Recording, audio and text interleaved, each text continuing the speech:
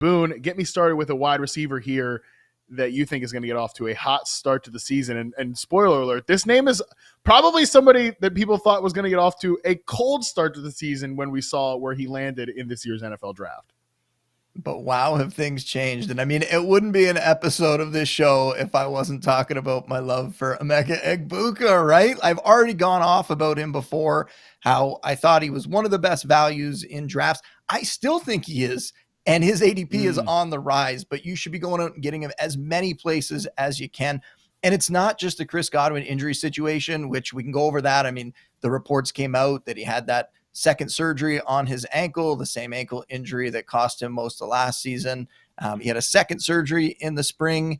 He's on PUP. We don't know when he's coming back. They haven't really given us a clear timeline on that. So I'm not even sure how to factor that in when I'm doing projections for the year. And when he does come back, how long is it going to take him to get back to form, right? Is he going to be the same player right away? Or is there sort of a younger version of him in this offense now that is going to potentially Wally Pip him here? I think that's within the range of outcomes. If not, it might even be particularly likely that happens, I think, at this point. And you look at this, I mean, all the buzz that's been coming out of OTAs and training camp about Egbuka, first round pick. We knew the talent was there. We just thought it was going to take a little while, that these veteran receivers in front of him were going to hold him back. Now I'm not sure that Godwin is going to hold him back at all. And all the comments, I mean, it's not just the coaches saying it, it's the players, his teammates, Baker Mayfield talking about how he's such a pro, how he's raising the bar for other players on the team. And he's doing it as a rookie, how he knows all the positions on offense, all the receiver positions. They're going to be able to use him everywhere. Like, all of this is so exciting. And it's generally not the way people talk about a rookie receiver, even a first round rookie receiver, but a rookie receiver that I think is going to come in and make some noise right away. I've made changes in my rankings. I put out updated redraft rankings on Friday. I have Godwin all the way down at wide receiver 48, and I have Egbuka up at wide receiver 36. And that is how I think it's going to play out this year. I think he is going to do enough early in the season. And when Godwin comes back, he's not going to be the same player right away. And Egbuka is just going to run away with this job. So I really, really like him here. It's not always about the easiest schedules and everything. Sometimes it's about what's going on in the offense and with the team. And I think everything we're hearing about Egbuka is just so positive. I think this guy is going to have a fantastic fantasy season. Man, it's so funny. Like, prepping for the show, I was like, all right, I updated my rankings, and I officially moved like Emeka Egbuka ahead of Chris Godwin. I was like, all right, yeah, I just would rather draft Egbuka right now than Godwin. I was like, oh yeah, let's see where Boone's got. You got him like much higher than me too, like already up at like wide receiver 36. I've got him like at 39, which by the way is still well ahead of consensus rankings. Like he's still ranked as like wide receiver 49. Like that's way too low at this point. And again, for people who are just tuning in now, because it's August now officially, I had to say, like, saying the word it's August, whatever, at the top of the show here, I was kind of jarred. Like, all right, let's get into gear here. Like, we're in August now. This is a fantasy show. For people who are just tuning in, like, yeah, there's some serious health questions with Chris Godwin. And for this guy, Emeka Egbuka, like, he's not going to be buried. That's been made pretty clear all throughout training camp that he's going to be a feature part of this offense. And I don't know if you and I have had this conversation, Boone. I mean, we've talked a lot about Emeka Egbuka, so I'm sure it's come up at some point. But the difference between a guy like Egbuka and guys like Jackson Smith-Njigba or Rome Odunze, two really, really good first-round wide receiver prospects that were kind of in this same mold. Like, you see on draft night, okay, they're good players, but there's two good veteran starting receivers ahead of them. So they might not get off to that great start in year one. Both those guys didn't have great rookie seasons. Jackson Smith-Njigba broke out in his second season. I think Rome could break out in his second season. The difference here for Egbuka is, number one, like DK Metcalf, Tyler Lockett, those guys didn't miss any time in JSN's rookie year. Keenan Allen, DJ Moore, those guys played all of last year for the most part. That already isn't the case for Emeka Egbuka, right? Chris Godwin's not coming into the season healthy. He should blow past Jalen McMillan, who's a nice player, but doesn't profile as like the target hog type of guy that Egbuka could be. And secondly, like, we're talking about the Bucs offense here that was top 3 in basically every relevant efficiency metric, not the damn Seahawks in 23 or the damn Bears last year. Like, this is a really good team. So we both have been kind of in lockstep on this. We like getting Emeka Egbuka, and you have certainly remained steadfast that even if like the price goes up, you want to continue to buy him there. Well, Godwin too, like, and I don't want to call somebody who's 29 years old. We had this conversation before the show about people that start calling players old at very young ages. Maybe Right. around your birthday, that conversation came up, but 29 years old coming back from this injury is a lot different than coming back from this injury at 23 or 24, right? Yeah. So how does that factor in as well? On top of the fact that I just don't like when these teams aren't providing information about these injuries. And sometimes that's just the approach of the organization. But normally, if they're not giving us more concrete information about an injury, it's a bad sign. Normally, it means that Right. player is either behind schedule or they're not going to be back as fast as people think that they're going to be back.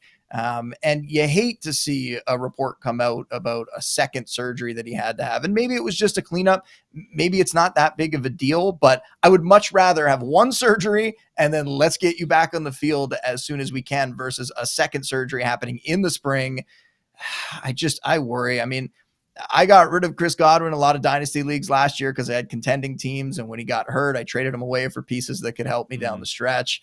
I'm feeling, at the time, I did not feel great about that because I really like Godwin. Feeling a lot better about it now, including the fact that I was able to get Egbuka on a bunch of teams, including those teams where I moved on from Godwin. And I feel like it's just sort of, it's been the quick handoff. I feel like I'm almost like, riding a jet ski off the Titanic or something like that, right? Like it just feels like everything's working out for me. And yeah, I think it's going to work out for Egbuka. He's going to have a great year and he's going to get off to a strong start because doesn't seem like Godwin's going to be out there early in the year. Yeah, people that listen to this show know I love Chris Godwin. Like, I talked about it when he got hurt last year. That was one of the more like gut punch injuries I can remember because of the season. He was having the best season of his career, both from like a statistical perspective and a reception perception standpoint. Like, that was one of the best seasons of his career last year. So he was really riding that rocket ship up, and just to hear the conversation that we're having now about it really sucks. But the good news is, like, this is a guy they signed to a 3-year contract. So even if he starts off slow this year, maybe he can get, I mean, again, he'll be 30 years old at this time next year, but he could maybe have a few more good years left in him. But they've planned a contingency around that. I think at this point, fantasy drafters need to get hip to that as well.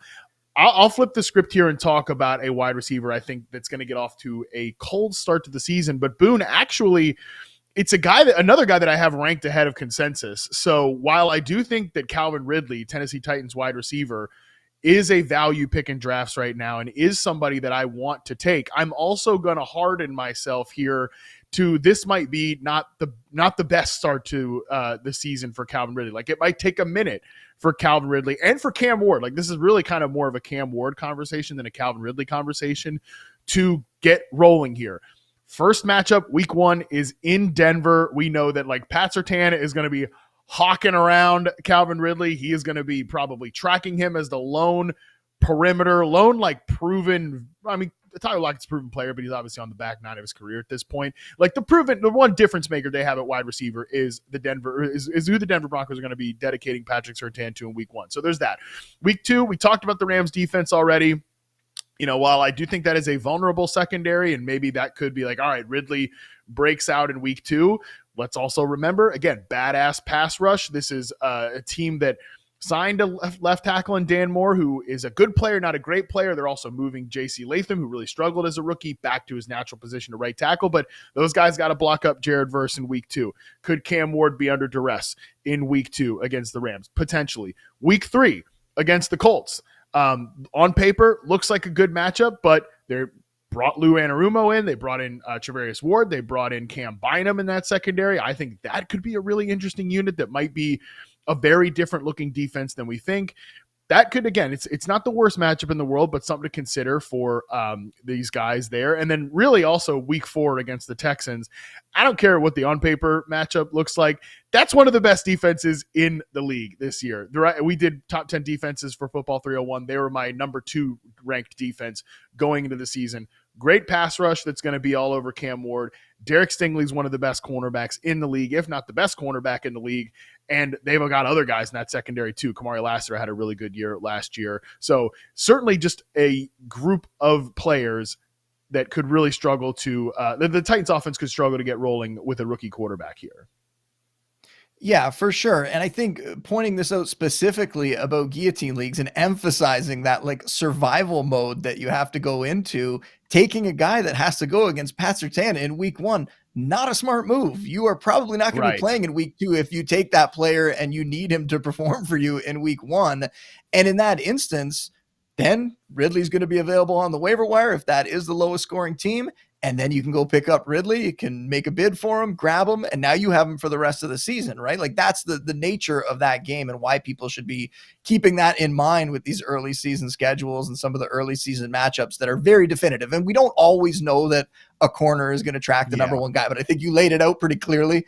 They don't have that much else. Why would they not put Surtain on him and just try to lock him down? Yeah. He also Ridley dealt with some injuries in training camp. He was back at practice though recently. But that's another thing to just keep an eye on, right? He's a little bit on the older side for a receiver, even though he missed some time. It doesn't seem like he's that old, but he is. He's up there for a receiver. So that's another situation where if he gets banged up or something like that, you want to keep that in mind when you're trying to decide whether you should draft him or whether you should even play him. Because I could see a scenario where in a guillotine format, you draft him and you sit him in week 1 in favor of someone you took a little bit later, but you drafted him with the plan to use him at some point during the season. I wouldn't advise that, but I definitely wouldn't advise putting him in your lineup in week 1 in that format.